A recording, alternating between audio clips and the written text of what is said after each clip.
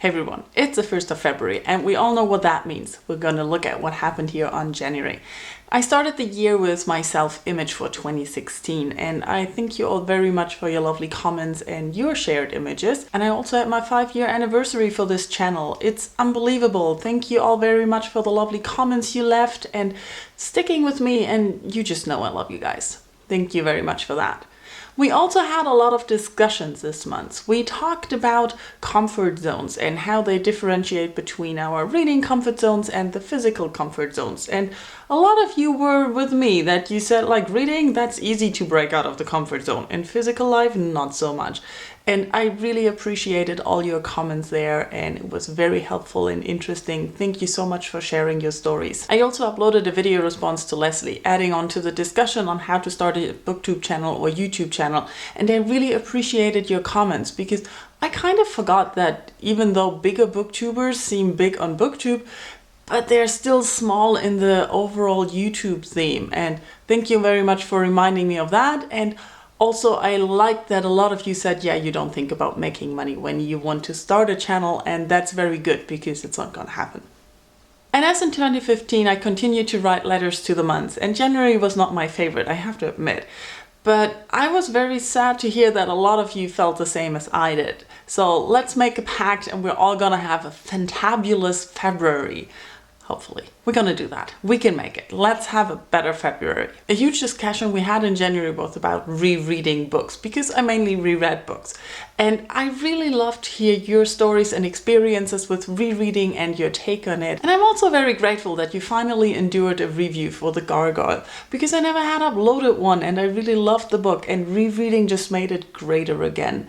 So I'm not gonna say anything about that. Go watch the review. You know I love the book and want you all to read it, so that's that. After the Gargoyle, however, I also reread The Night Circus by Erin Morgenstern, and I had not reread this after reading it once. And what I remember about the book is that I loved the circus, the descriptions, and the way it was written. But what I realized rereading it is that I completely forgot the story about Marco and Celia and the competition, and it was amazing to reread it because I could relive and revisit the circus, but I also could learn and appreciate the story a lot more and notice things that I hadn't noticed the first time around.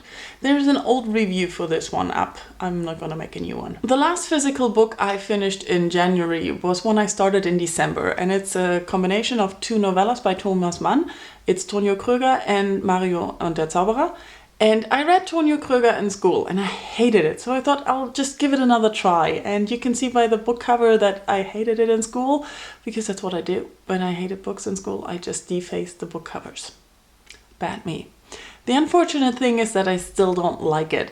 Tonio Kröger is a story about this young man. We find out about the people he liked when he was a kid, and then his life as an author and writer, and he kind of glorifies this painful life experience that you have to have as a writer, and I really did not like his character. The same with Mario und der Zauberer. The story is written by a tourist who's in Italy, and they're watching a magician's show, and something happens between Mario and the magician. And this story was kind of only 45 pages, but I kept falling asleep. I don't know what it was, but I couldn't stay awake. The writing is very descriptive and it captures the atmosphere and the society very well. The first story was written in 1903 and the second in 1930. But still, I just don't think I'm gonna read any Thomas Mann anytime soon. In January, I also finished 2 audiobooks. The first one was Screw the Galaxy by Stephen Campbell, which is the first in the series of Hard Luck Hank. And it's set in a sci-fi world on a space station. It feels a little bit gangster Chicago style, and there's a lot of things going on. There's mutants and yeah, things happening. I uploaded a review where I explained this better. It was a fun audiobook. I don't think I want to continue with the series, but yeah, it was entertaining. The last audiobook I finished was Fuzzy Nation by John Scalzi. And you know I'm working my way through all of John Scalzi's books, and just as the other ones, I really enjoyed listening to this one. Will Wheaton did the narration, and that was perfect as usual. And the story is really gripping, and it really gets you thinking about people and humanity and what people actually are.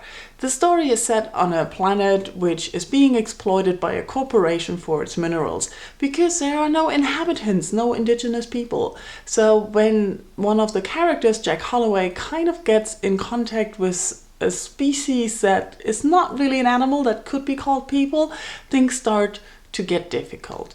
And I really liked how the story unfolded. I also liked Jack Holloway, where I was always afraid at the beginning that he is kind of not a nice guy and that he would do the wrong thing. And he turned out to go in good directions. Although he was not perfect, I really liked him by the end. And I also liked how, while listening, I kept thinking about what would I do in his situation or in this situation?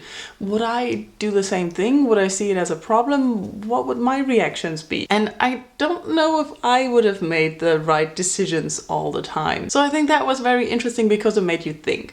And I can highly recommend it because also the fuzzies are kind of cute. And that was my January. Tell me in comments how your reading January was. What was your favorite book? Did you read something good? Thank you for watching and I'll talk to you soon. Bye bye.